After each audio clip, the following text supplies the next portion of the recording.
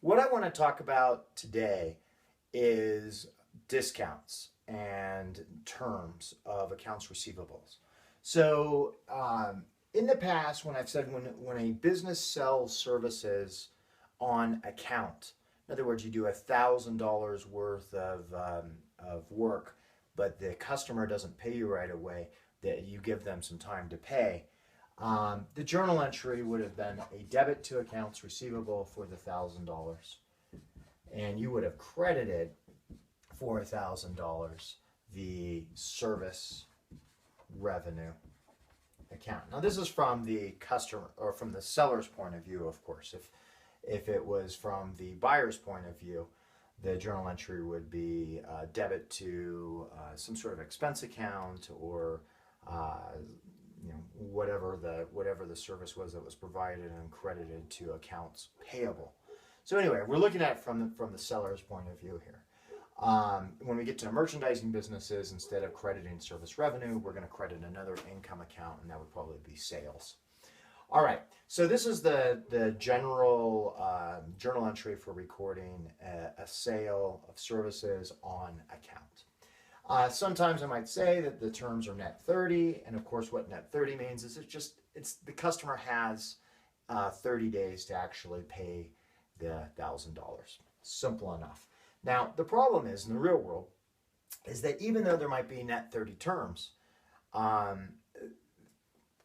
customers often don't pay within that 30-day time period. They like to slow down the money that's going out. So just like in your own life, you like to collect money in. You love getting that money in, but you don't like writing those checks. So businesses are no different. They like to speed up the money coming in. They like to slow the money going out.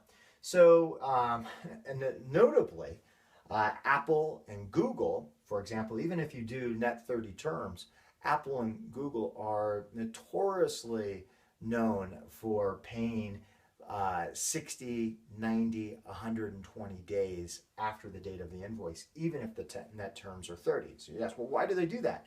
And the answer is because they can do that, because they're Apple and Google.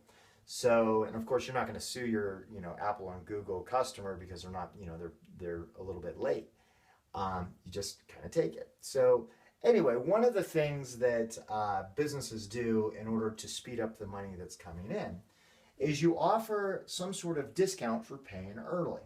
And the discount's going to look like something like this, so that you would have additional terms. So it might be 2/10 net 30. So what does the 2/10 mean? What 2/10 means is that if you pay within 10 days, so if this happened on 9/1, if you pay by 9/11, if you pay within 10 days, then you can take a 2% discount. Regardless, I want my money in 30 days. So that's how you read the terms here. So, and it doesn't have to be 2/10 net 30. It could be 1/15 net 45. And of course, that would mean if you pay within 15 days, you can take a 1% discount. Regardless, I want my money in 45 days. So that's kind of the way that it works. Now, you might say, well, 2% is nothing. I mean, my credit card's 18%, my house loan is 5%, 4%, whatever your house loan is. 2% is really nothing. Well, when I say 5% on your house loan or 18% on your credit card loan, I'm talking annual numbers. This 2% is not an annual number. So the way that we have to look and the way that we can compare that 18% or 5% or 7%, which are annual numbers, to this 2%, is we basically have to annualize this 2% number, right?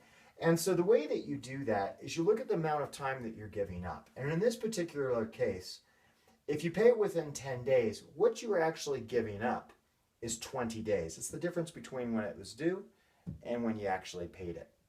So the first thing that you do is you take the amount that's due minus when it's due, and you can come up with 20 days. So you're giving up 20 days. So that's 20 days is the amount that you're giving up.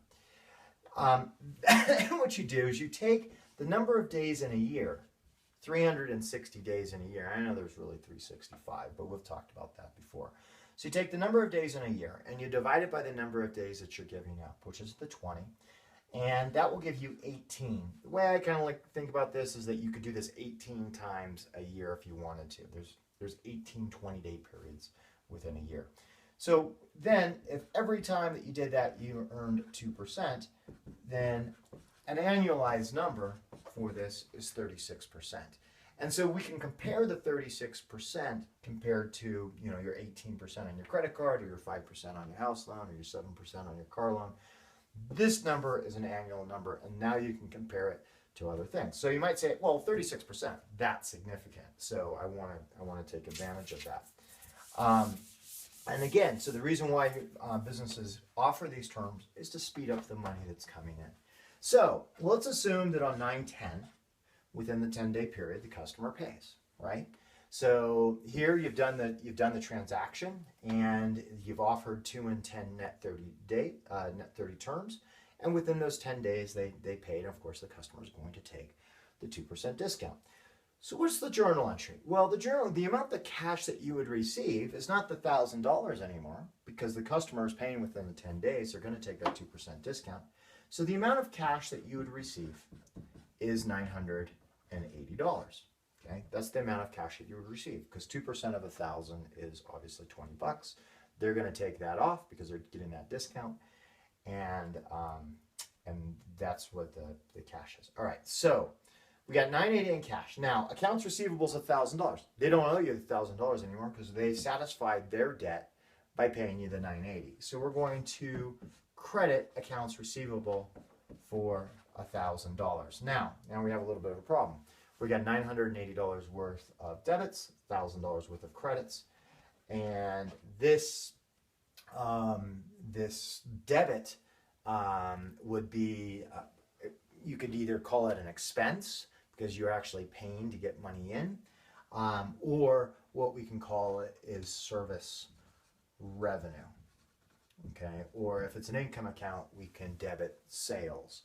So essentially, it's equivalent of saying, hey, I'll do $1,000 worth of work for you, but if you pay me cash, if you pay me cash right now, you only have to pay me $980. And of course, the service revenue would be credited for $980 if that was the case, and you would receive cash for $980. So anyway, so what that does is that it reduces the revenue account as if they paid cash, as if if they had paid cash, they would have gotten a better deal on whatever you were providing. And this is true kind of just in general in life. Oftentimes merchants, small merchants especially, if you say, hey, look, I'm going to give you cash, like, really paying cash, whether it's, $100 bills, or I can use my credit card or give me these terms. Most of the time, most merchants are going to want to get that cash sooner rather than later, and oftentimes they'll give you a discount for paying in cash.